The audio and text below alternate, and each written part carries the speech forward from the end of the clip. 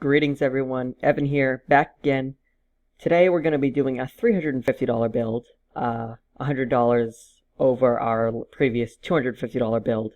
I'm going to be doing these in increments of probably $250, $350, $500, $750, and then $1,000. And maybe beyond from there, we'll see. But today we're going to be starting with an Intel Core i3, 4160, 3.6 GHz dual-core processor.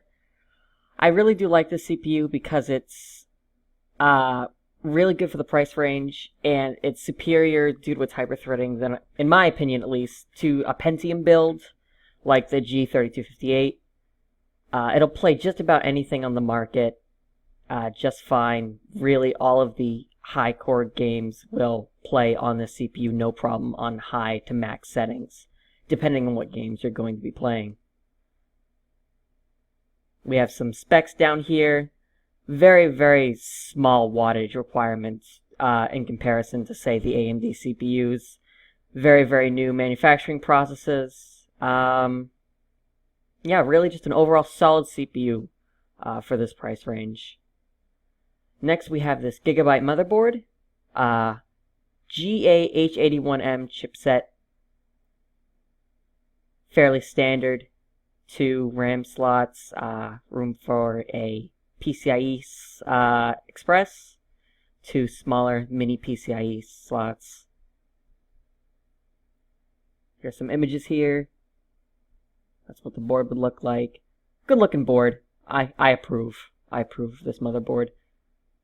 Supports DDR3, 1333, and 1600. Unfortunately, Intel hasn't really gotten into supporting that higher speed memory like AMD has, but I suppose you don't really need it at this point.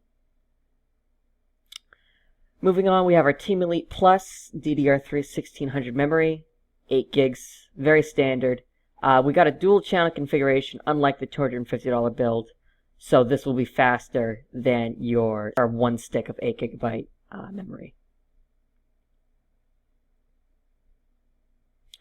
For our hard drive, we've got a mechanical hard drive, 1 TB, 3.5-inch Hitachi Deskstar. It's pretty much the cheapest 1 TB hard drive that you can get, besides some of the slower 5400 RPM drives you can get for a bit cheaper, but I wouldn't recommend going that low, and there's really no reason to at this point in this budget range.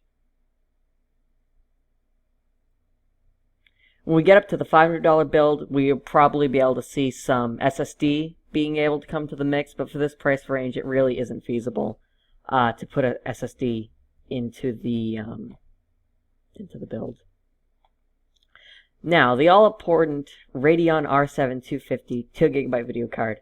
This is a DDR3 memory card, 2 gigs of graphical memory. The R7 250 is probably the best you're going to be able to get in this budget range.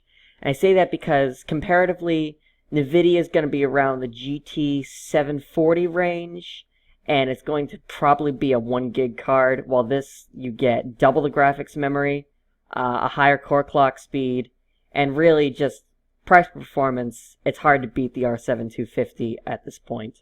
Moving on, we have for the case, Cooler Master TC102 ATX MIG tower case with a 500 watt power supply.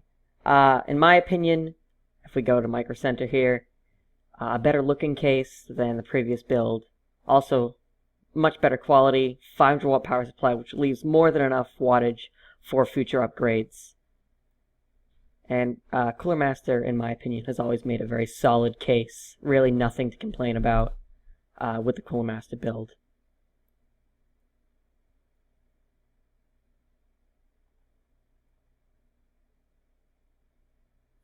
And that about covers it. So this is the $350 build. Next is going to be the $500 build, and then further up from there. If you have any questions, leave a comment down below. And if you enjoyed it, feel free to drop a like or even subscribe. Thanks for watching.